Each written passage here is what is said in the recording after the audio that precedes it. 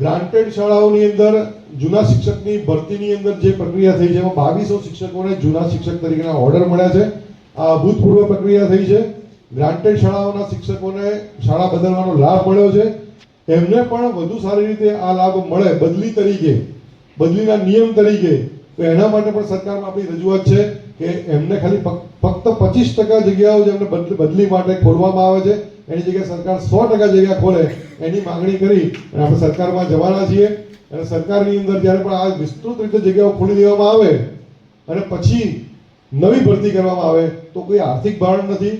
શિક્ષક પોતાના વતનમાં ખૂબ સારી રીતે નોકરી કરી શકે અને ઉત્સાહ જળવાઈ રહે અને નવી ભરતી પણ થઈ જાય.